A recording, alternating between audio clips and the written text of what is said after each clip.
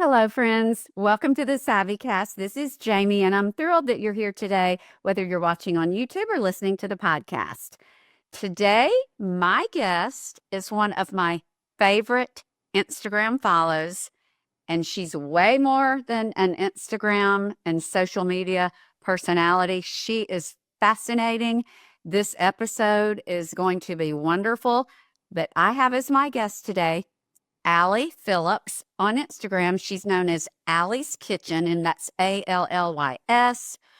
Allie was born and raised in the hollers of West Virginia, and she is absolutely someone that I look at and think, we're so much alike. She's just down home. I love her. You're going to love her as well. So I cannot wait to introduce you to my guest, Allie Phillips. Allie, thank you so much for joining me today. I could not be more thrilled.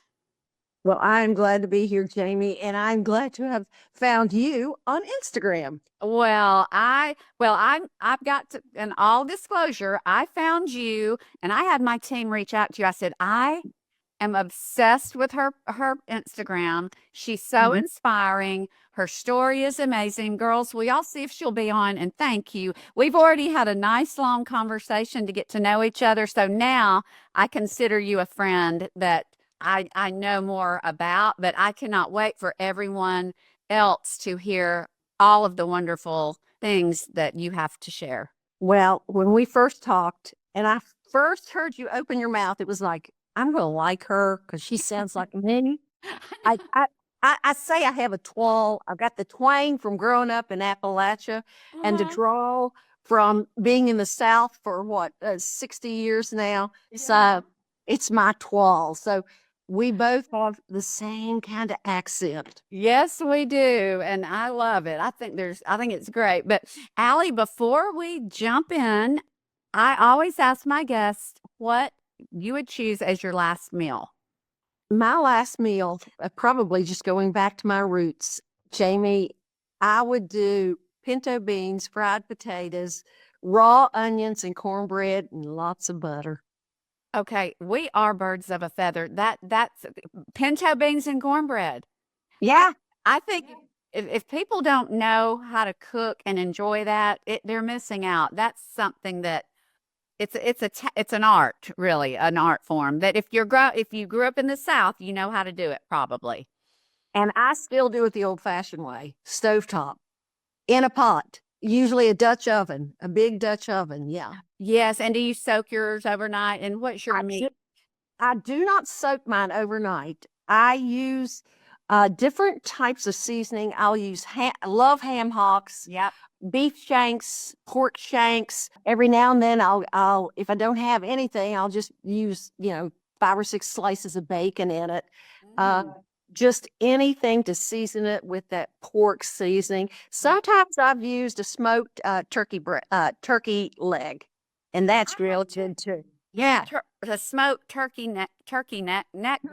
Yeah, turkey neck too. Yeah. Well, that leads me, before we get into some of the other things, for those who are all about cooking, as am I, Allie's Kitchen. This cookbook was written by Allie, and I'm going to just let all of you who watch and listen know, if I find someone that I really like and they've written a cookbook, I'm going to buy it because the amount of work and effort, and I have been doing this for probably 15, 20 years, and I still don't have one. So I'm happy to support those of you who go to all the trouble. And this cookbook is fabulous. And I just want to kick off by telling you what I plan to make out of here. This book is very unique. Okay, that's different. Yes. Well, it's got like global flavors, but on good old things that you and I grew up on. Okay. So, Allie, I've got the day I got. I think I've got some pinto beans in there, Jamie. Okay, then I'm going to see how you make them. Okay, I cannot wait. Crispy buttermilk pork chops and sweet soy glaze. And for my YouTube friends, look at that. That's good stuff. Yeah. Oh my God. Okay, Caribbean salmon with mango, serrano, cucumber salsa. You have scallops And then the other thing I want to mention in case someone wants, bear grilled okra. And am I pronouncing it right, or is it berry? It's an African. It's an African spice mixture, and it's I think it's actually pronounced Berber. Okay, Berber. And I will tell you, I love that seasoning. And it is great. And you skewer them, and I grill them, and they are so delicious. So you take something as simple as okra and beans, and you can elevate them with these international global spice mixtures. And there's a whole section on how to make your own spice mixtures. Yes, I was going to say that. You tell how to make jerk, how to make all these other seasonings. Okay, and then I'm going to end with this one and show the picture to my YouTube friends. Canning jar chocolate devil cakes. Oh my goodness. Those are so good. Those are so good. But the best one is my Croatian cheesecake. I think it's in there. Yeah, the Croatian cheesecake. Okay, Yeah. let me look. Oh, you've put that on your Instagram, and oh my goodness. It is so like a legacy recipe that my grandmother brought from Croatia. Well, it was called the Austro-Hungarian Empire when she immigrated. And then my mother made it all the time, and it was always for special occasions because the ingredients were somewhat expensive and we didn't have much. So I carried on the tradition. And so, yeah, I also had that at my website too. It was so popular. I just went ahead and put it on my website too, Jamie, because I've had thousands of people make it. It's not your traditional, very fancy, elegant French cheesecake. It's rustic. It's the main ingredient is cottage cheese, which is full of protein and very lemony, not real sweet, and it's just a great recipe. In fact, it landed me as one of the 5 finalists on Hallmark Channel's Best Home Cook about 4 or 5 years ago. I actually submitted that recipe and was selected to come to LA, and what a great experience. Oh my goodness. Well, Allie, and I want to, anyone who might be listening, you don't have to write anything down. The show notes will have all the ways to get in touch with Allie. Allie, I will link to your cheesecake recipe on the website and all the ways to find you and follow you. And you know what, Allie, our small group, we have a large small group affiliated with our church where with our dear friends, we lead young married couples and we feed them. And it starts tonight. I think I'm going to make that Croatian cheesecake. Can you freeze it? You can freeze it, Jane. In fact, you can make it in a sheet pan. I make it in a sheet pan sometimes and in a spring form pan. But for a crowd, I'd do a sheet pan, and then you can cut small squares and just dollop with a little bit of plain Greek yogurt and fresh berries, a little drizzle of honey, and it is so good. Okay, I'm gonna be making that, and it freezes beautifully. Okay, well, I have to tell everyone because this was so funny to me, and it just shows how cute and just frugal and just your personality. I found you because I love Bobby Parrish, Flav City. Love following him. I think his family's precious. He's so wise and has so many tips. Well, y'all were his family was vacationing in Colorado in your home, and like, oh my goodness, I love her. And I started finding myself watching to see what Allie was doing as well. And one day, since we're on the topic of freezing, you froze, and Bobby, I guess, pulled it out, and it was okay. It was celery. And Jasper, I thought I was the queen of freezing because I freeze. I have 2, 3 freezers. Never did I know. And you tell Bobby, you said, I don't waste anything. Allie, you're so, and what led you to because you save everything and then it ends up being fine. It does end up being fine. And yes, I am very resourceful, and it goes back to my roots, Jamie.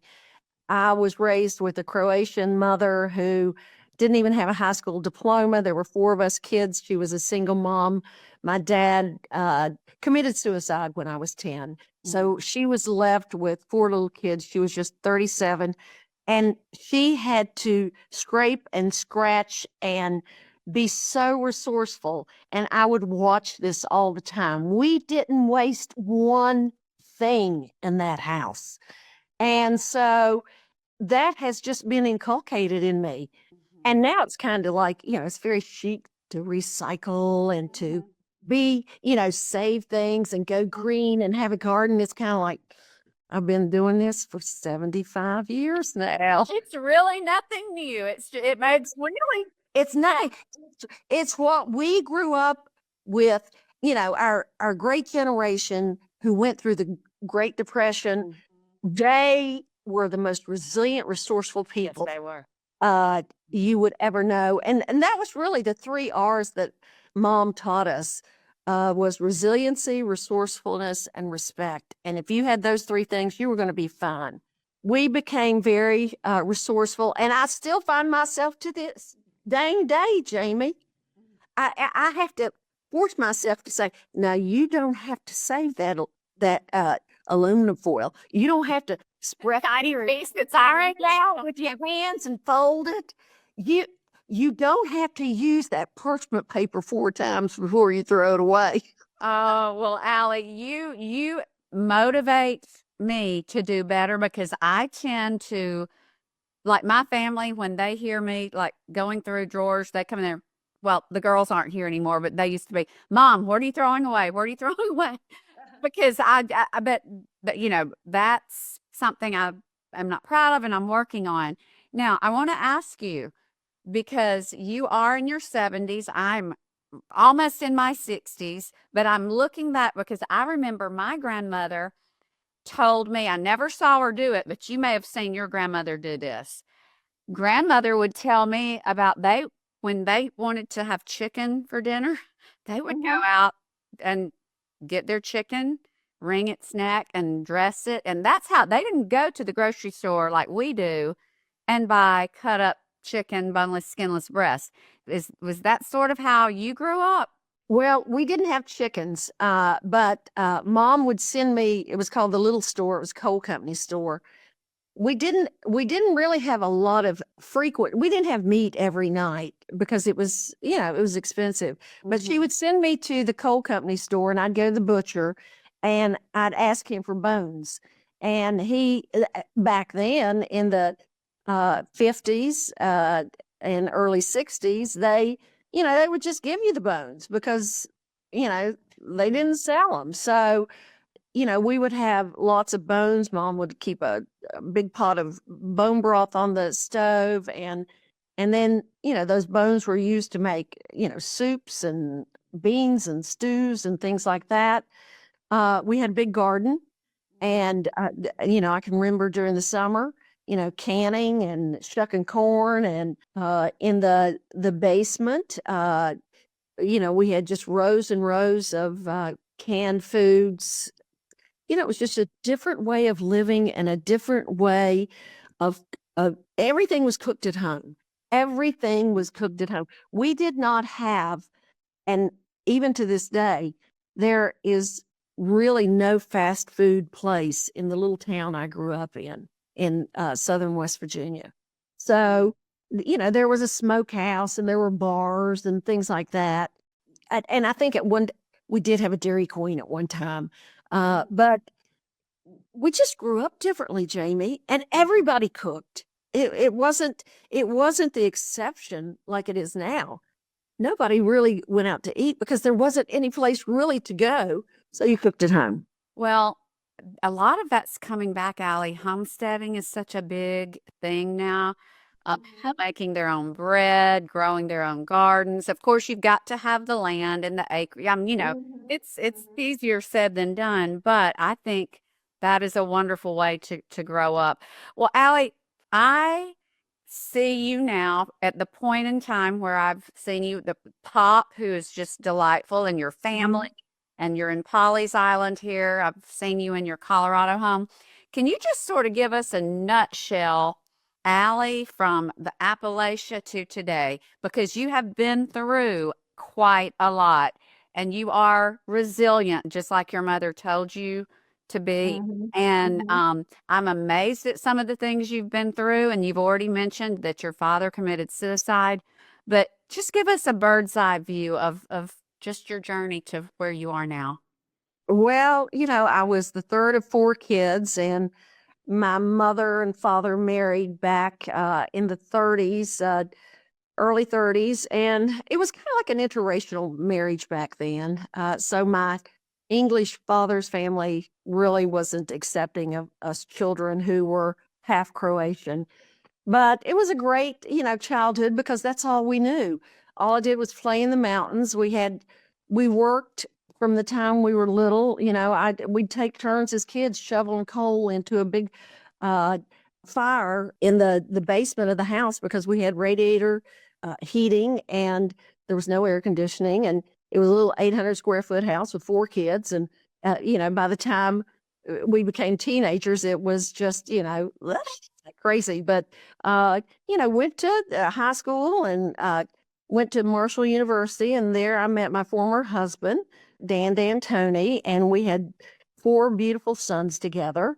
3 are living, and actually today is my deceased son's birthday.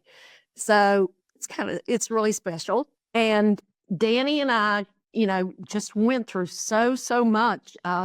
We were just newly married, and he was an assistant coach at Marshall, and we were babysitting 6 children from one family, the team doctor and his wife, who had decided to go on that trip to East Carolina and that fateful occurrence of the plane crashing.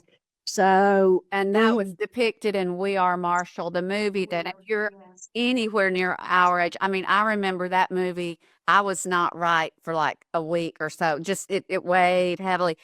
You and your husband were babysitting the team doctors and his wife. 6 children, How 13 many to children? 4. 6. Okay, now, The oldest was 13 and the youngest was 4. okay, Allie, I just have to ask you, because I don't know back then, did they have appointed guardians? I mean, was that wow? That was, yeah. Doc, Hagley and Shirley had, to be young people, they were just in their late 30s. They had everything in order.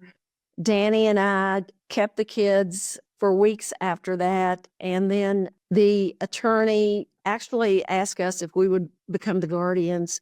I was just 20 years old. Danny was 22. Oh, wow. And you had 4 of your own children. No, we didn't have any children. You didn't have any children yet? Okay. Yeah.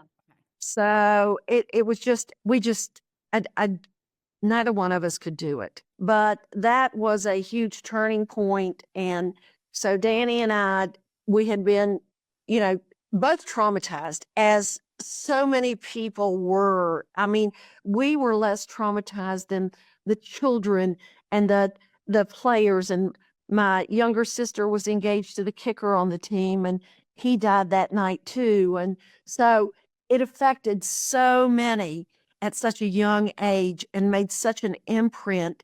And I don't know who's really emotionally ready to handle something like that at 20 or 22 years old. Mm-mm. So anyway, we decided to change the trajectory of our life, and we moved to South Carolina. There were other people here too from Marshall. And so you had, somewhat of a little family. And then, we became entrenched in the community, and Danny became a very well-known high school coach. And, we had 4 beautiful boys and raised them. And then Danny and I decided to go our separate ways. And then I met Pop, and He's so adorable. he's a good dancer. I was about to say, y'all are both. I said, Zane, we need to up our game. You and I are boring.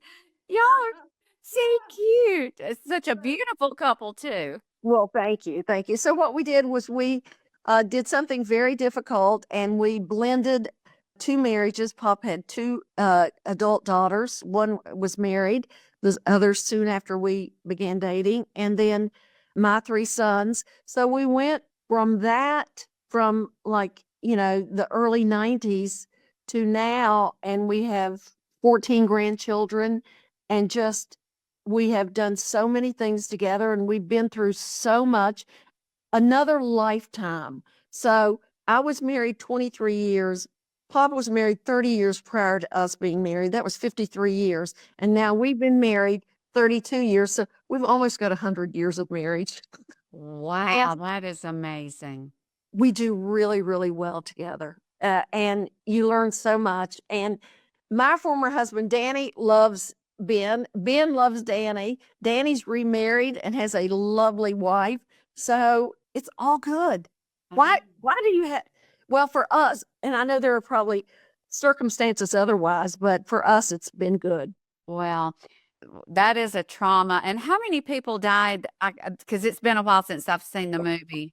Everyone on the plane died, 75 people, flight, crew, and the entire football team, the mainstays and the leaders of the community of Huntington, West Virginia, several physicians. It was, and it still is the greatest athletic tragedy in American history. Yeah. And the movie We Are Marshall with Matthew McConaughey depicts it very well. That's a movie that will impact you. It's something Well, I need to watch that again. It's been so long. and they clip out little black and white segments and pieces of the actual footage of the reporting and all. So it's somewhat of a documentary too. Yeah. Well, that's amazing.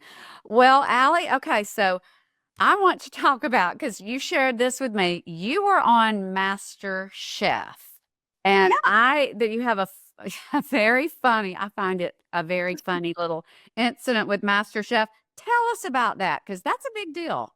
Well, it was a big deal. Ben and I were living in Boston, and I had taken a sidetrack with my career. For 35 years, I was Dr. Alice. I was a psychologist in private practice. When we moved to Boston, I decided I wanted to do something that I had always loved doing. And I wanted to take acting lessons and, just, try my hand in that. So I did. And I auditioned for a lot of things, one of which was MasterChef. It was season 2, and I got cast on it. So I went out to LA, and that was really the beginning. I was turning 60, I think, Jamie, when that happened. So that was 15 years ago. It was a big step. It was mostly designed for, younger people. But when I went out and I was the oldest, I just knew I could compete with everybody because I was as good a cook as most all of them. But boy, I got cut off at the legs and the knees by Gordon Ramsay. I mean, they were ruthless. That's just part of it. And I think the part that I want you to share. Yeah. You've got so much life experience that I knew what you were going to say before you said it. Tell about after what happened. Yeah. So, I didn't get an apron. And at that time, with the contestants who didn't get aprons, they would whisk you out of the studio and they put you in a van. And then they took you to this trailer, and there was a psychiatrist or a psychologist there. And of course, I didn't know where I was going, but other people had gone too if you didn't get the apron. And so, I walked in and, very somber, and he was sitting there and he goes, "Hi, Allie." He goes, "How are you doing?" And I was like, "Is this a trick question?" I said, "I'm doing okay." He said, "How are you handling not getting an apron and being sent home?" Well, I knew exactly where he was driving at. Like I was going to go into some kind of emotional depression and fall apart at the seams and lose it and think my life was totally over. I looked at him and I said, "Sir, I have a son right now who's in combat in Iraq. I worry every day that a black sedan's going to pull up to my kitchen window."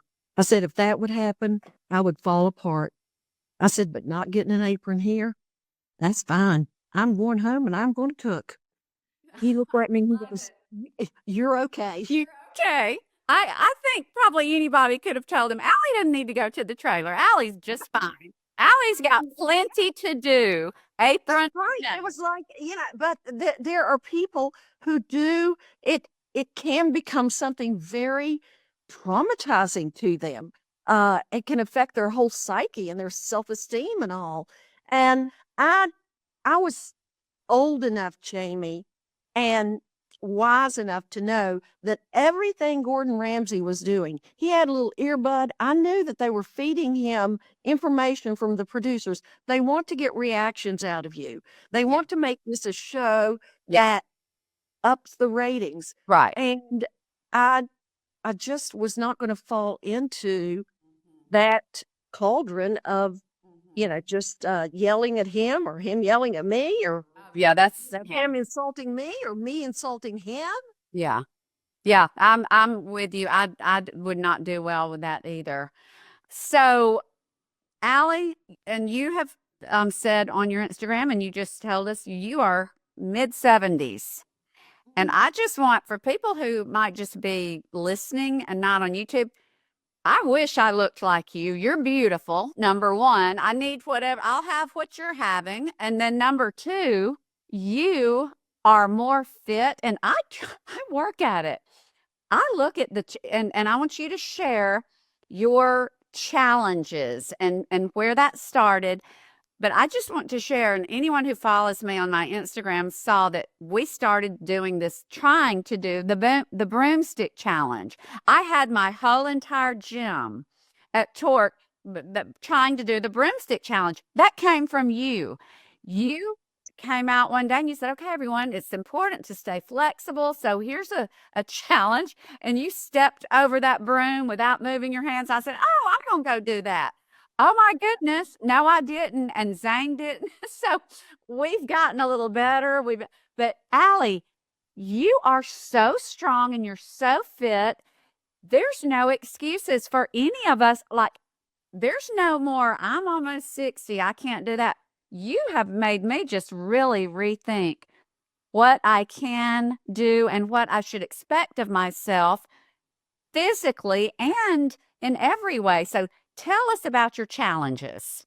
Well, I try to challenge myself every day with something. And, of course, here being sick for the last 8 or 10 days, I've had to You've had the flu. listen to my body and step back. But I've always been active. And I do know that exercise is the ticket to good health as well as healthy eating. And I just do not want to go into my 70s, 80s, 90s and wake up in the mornings and feel bad. I just won't do it. It's unacceptable. So that is my motivation. Plus, I think exercising also keeps you younger looking. And you're more fit, and everything from your skin to your circulation to the tone to the glow in your face, and everything is better with exercise. So I've been doing it all my life. I was never a smoker. I have always eaten clean. Basically, there was a time maybe in my 20s that I liked a honey bun in the morning, but Yeah, we best been there. we've all done that. Some of the challenges, well, when Pop was turning, I think 70, he wanted to hike the Grand Canyon from rim to rim. So we did that together. I was 62, and we did it with another couple. And it's not an easy task. It's 30 miles from the North Rim to the South Rim, very grueling. And since that time, we did it 2 other times. When I was turning 70, 16 weeks before my 70th birthday, I gave myself a challenge every week. Each week I would do something that would push me. Some of the things were really hard. Some of them were just different. And it was like, I really don't want to do this, but I'll go through it just to say I've done it. So one of the challenges, which I write about on my website, was to hike a 14er. And a 14er in Colorado is a mountain, 14,000 feet in elevation. And when you hike a 14er, they're usually pretty remote. They're not really widely hiked. And it's, sometimes there may not even be a trail it's just scree and rock and things like that. But I did it with my 25-year-old, 24-year-old granddaughter. And there was even more of a challenge because that night it had rained incessantly. And to get to the trailhead, we had to hike 5 miles from where we parked the car just to get to the trailhead. And then spend the next 6 hours going to the summit. But we did it. And so What a memory. yeah, those challenges. And then so the broomstick challenge, there's a lot of people who do it on YouTube and on social media, and there are lots of versions of it.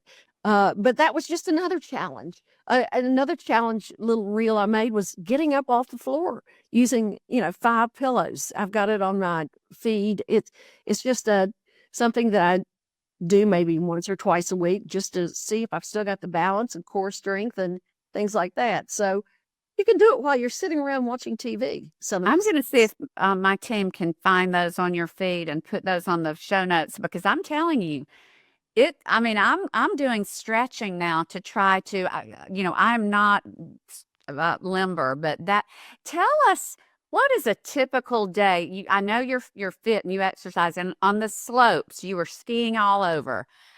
What's a typical day, or what is your exercise routine and how you eat?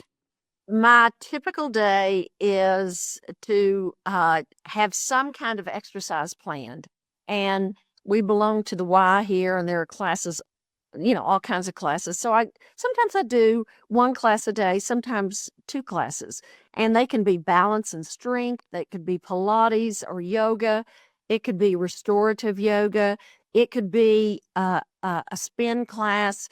But I always try to do something each day. And the same in Colorado. And I like to get out, and we have bikes, and we snowshoe and pop steel skis at 82. And so we are doing something physically every day. As far as food goes, we rarely, if ever, have ultra processed foods.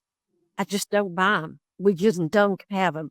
Everything is fresh and made from scratch, and it's not difficult stuff. Like this morning, I did a story on what I'm having for breakfast, and it was 3 soft-boiled eggs, and then I sautéed some English peas and broccolini in the skillet and put it in a bowl, and that was my breakfast. So, Allie, you're very good to share, and y'all, please follow Allie's Kitchen. I love how you share what you're cooking. Like, I do that too, but you give me so many ideas. And one thing I like about you, and you and I think laughed about this, because I do it too. You eat. I'm gonna eat. I'm not living on this planet, you know, like a bird. Hi, Jamie. It's not worth it. But God made we eat the way we eat. I look at what I eat and I go, there's no way I am going to get fat and let fat from this. My breakfast. And for lunch, I had grilled a piece of chicken last night and I had half of it left. So I just kind of sliced it. So I've had so much protein today. And, I still every now and then have my piece of pie or a cake or whatever, but it's just a matter of law of physics. What goes in must come out. And if you're putting more in than you're using, then you're going to gain weight and it's not going to be good for you. And I'm on no medications. I'm very happy about that and proud about that. I do bioidentical hormones and, nothing, no heart, cholesterol, diabetes, anything like that. So that's kind of rare for somebody 75. And so You just eat real whole foods and healthy fats, but you don't have to eat like a bird to eat healthy. I do not eat like a bird. I don't. And I eat carbs when I want carbs. I don't eat carbs every day. But if I want to eat 2 pieces of sourdough bread with butter, I will eat it. But that's not an everyday occurrence Right. for me. I cannot remember the last time I had a cinnamon roll. Yeah. It just that much sugar almost makes me gag. Yeah. I can't do sugar, sugary sweet stuff. And when I have desserts, all I want is just a hint of sweet, Right. so That's I think that helps, Jamie. well, I want to because I know there are other people on here who love Bobby Parrish like I do. Oh Ha- gosh, And yes. I just love him, love him, love him, love his precious family. Don't know him, but I just love watching him. And he calls you Mama Allie, and y'all spent Mhm. all that time together. And it seemed like, I thought, okay, is that his mom or is that Desi's mom? Because I knew Desi, I didn't know if it was Croatian. But tell everybody your relationship with Bobby, how y'all got to know each other, and just what a wonderful person you know him to be. Because a lot of people, when they see someone on social media, they think, oh, this is all acting, this is just the camera, but you know him. And I think it's very interesting what you have to say. So, how did y'all meet?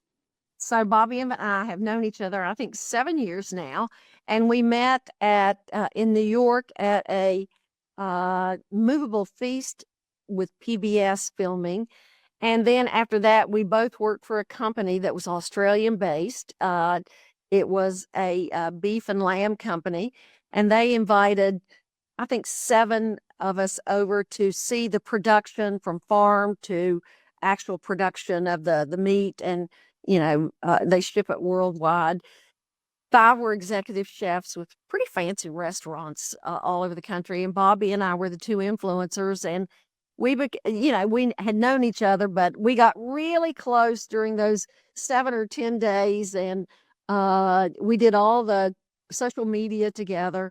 Desi was pregnant with Rose then. My daughter-in-law had just had Emmeline, who is about Rose's age, and so after that, and, I would talk to Desi on the phone. She didn't know me. And then they came out to Colorado one summer, and I absolutely fell in love with Desi.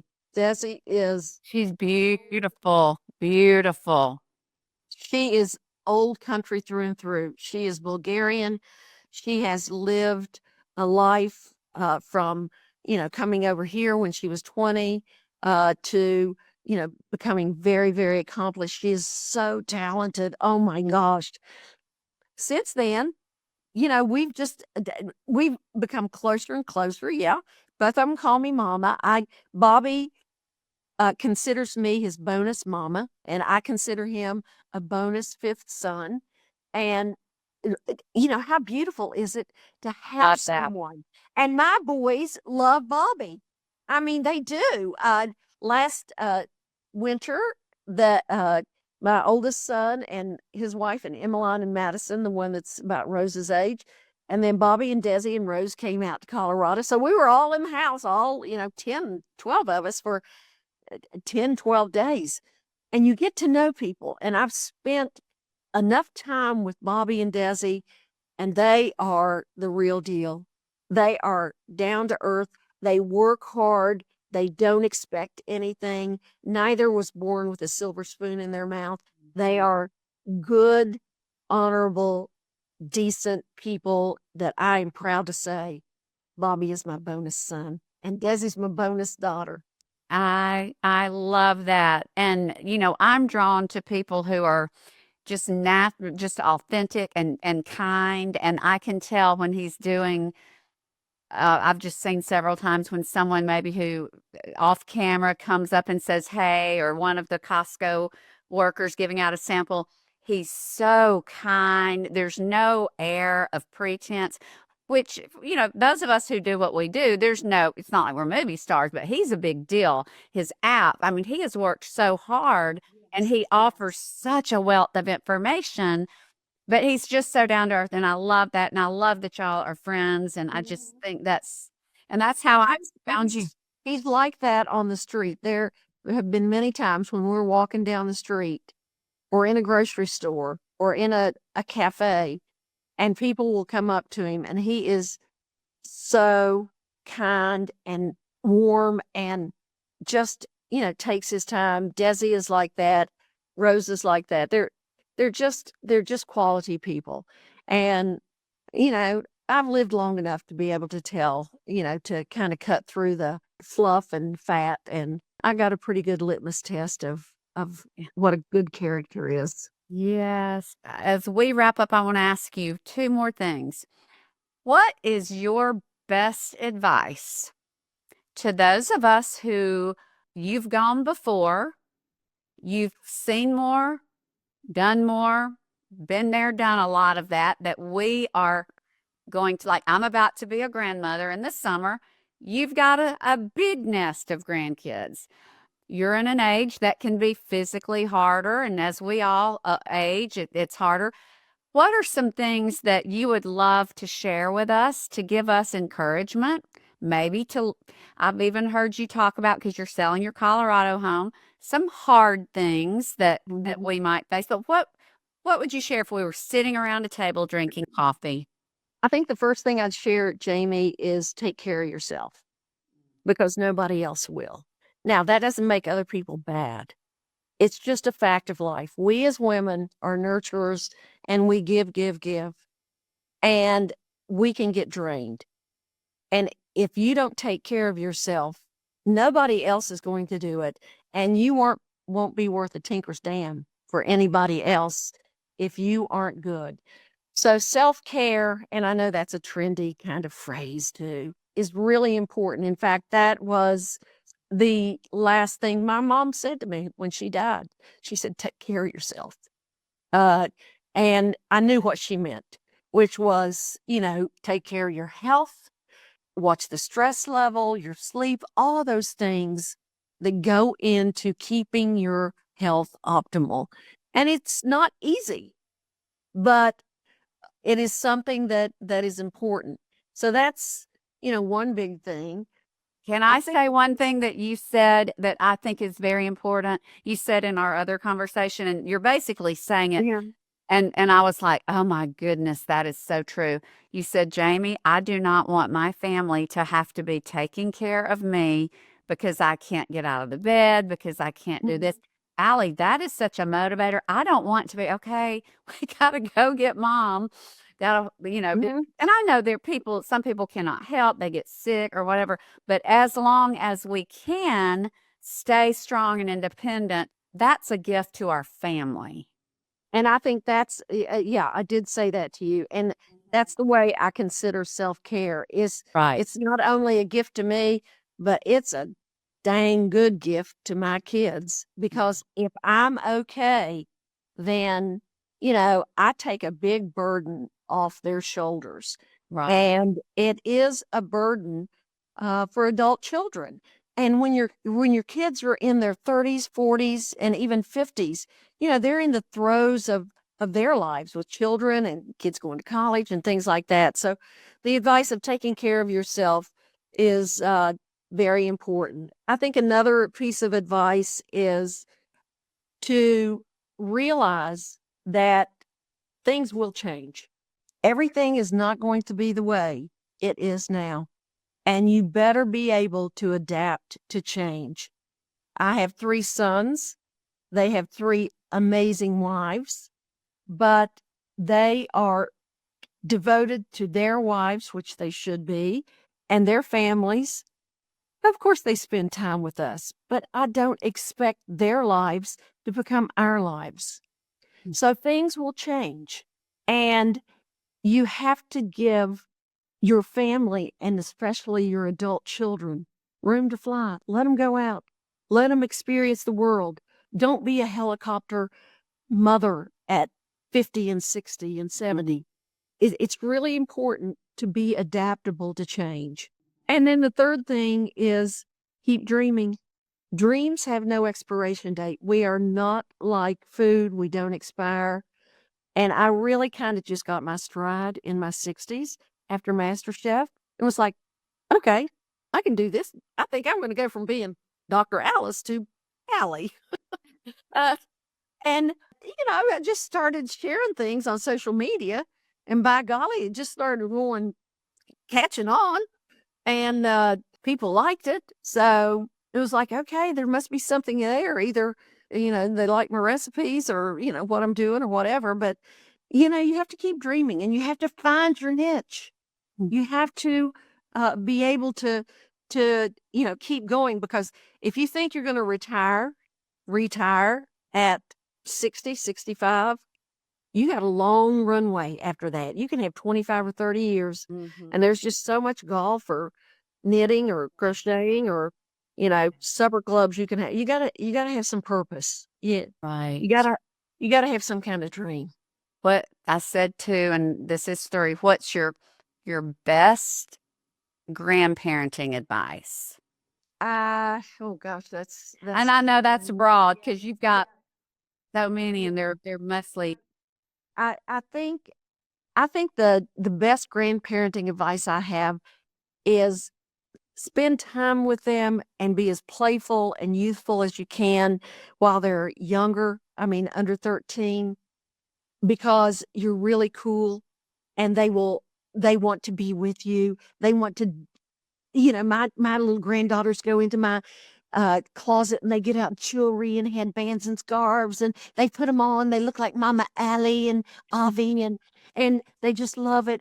But once they hit that puberty, it's kind of like, hey, yeah, I'm You're going to my busy. friend. And yeah. So that's the advice. Stay young and playful, and do things like Uno and Twister and headbands, and laugh, and just be fun. And yeah, you're worn out at the end of the day, but they're young only once, and they won't be young forever.